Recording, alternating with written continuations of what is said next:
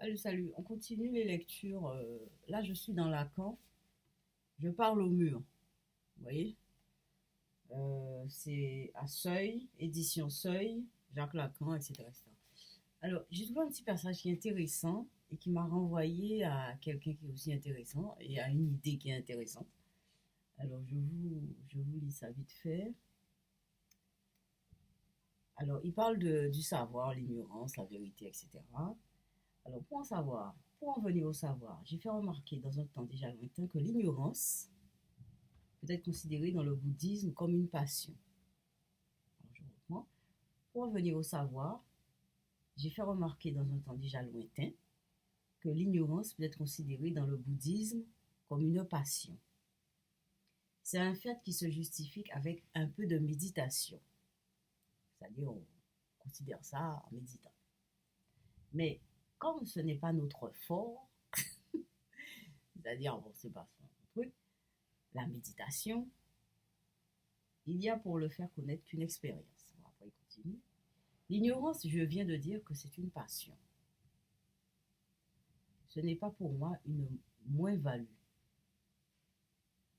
Ce n'est pas non plus un déficit, c'est-à-dire, bon, ni plus ni moins. C'est autre chose, l'ignorance. L'ignorance est liée au savoir. C'est une façon d'établir le savoir, d'en faire un savoir établi. C'est une façon d'établir le savoir et d'en faire un savoir établi. Établi, c'est une table.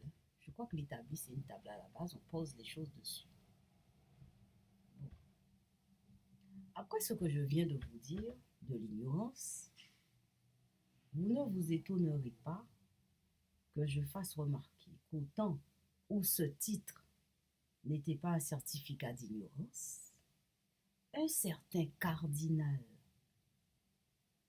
appelé Ignorantia Docte, peut-être que je prononce mal, hein, parce que c'est écrit en petit là, Ignorantia Docte, le savoir le plus élevé. C'était Nicolas de Cresse. Enfin, ça s'écrit.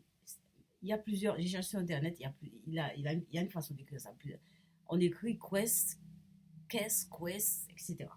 Là, c'est écrit dans le bouquin, là, C-U-E-S. Nicolas de Quest, C-U-E-S.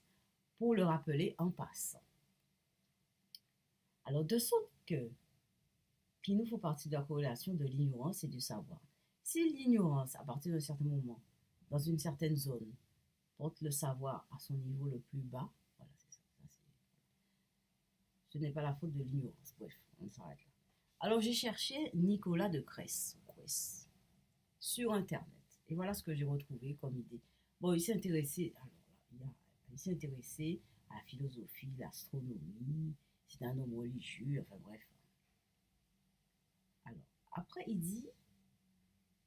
s'est intéressé alors, à l'astronomie. J'ai tapé sur astronomie. Nicolas de Cresse après avec la distinction aristotélicienne entre les mondes supralunaires et sublunaires en appliquant à la machine du monde, ça bien, c'est ça qui m'intéresse, en appliquant à la machine du monde l'image de la sphère infinie,